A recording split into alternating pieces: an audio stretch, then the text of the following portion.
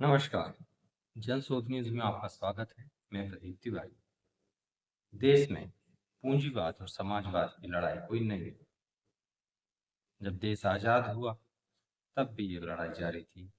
जब देश मध्य युग में पहुंचा तब भी ये लड़ाई जारी थी। अमेरिका में हालांकि ज्यादा पूंजीवाद था, मगर वो लड़ाई भारत के द्वार तक भी आ चुकी। मगर वर्तमान युग में तो पूरी तरीके से समाजवाद पर पूंजीवाद हाजी हावी हो चुका है। हालिया किस्सा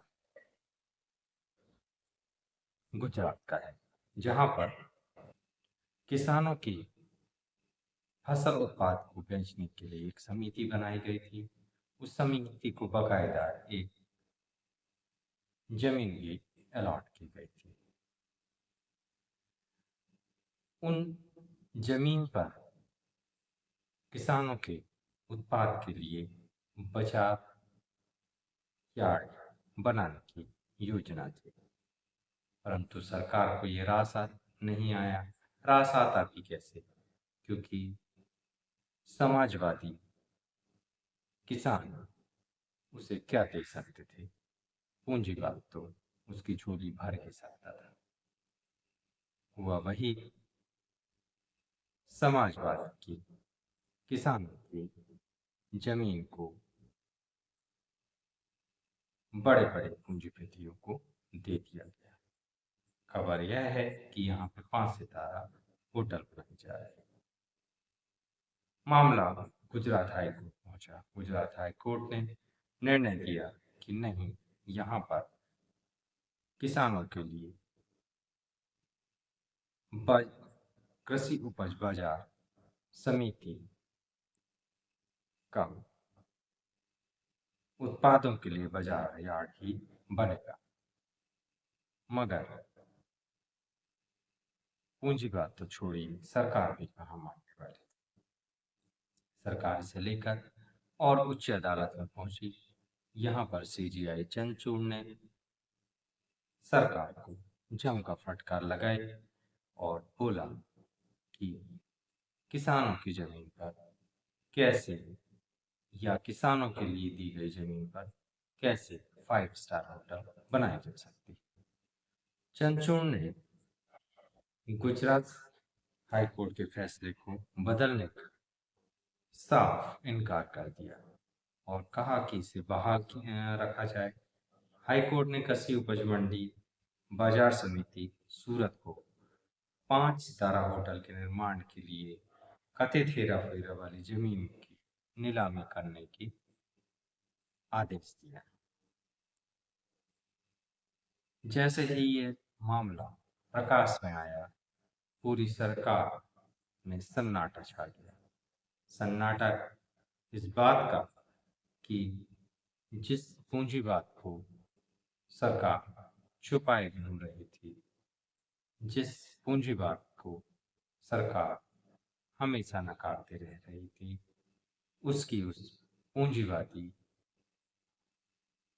शैली को और उस पूंजीवादी सोच को आप इस एक प्रकरण ने जग जाहिर कर दिया।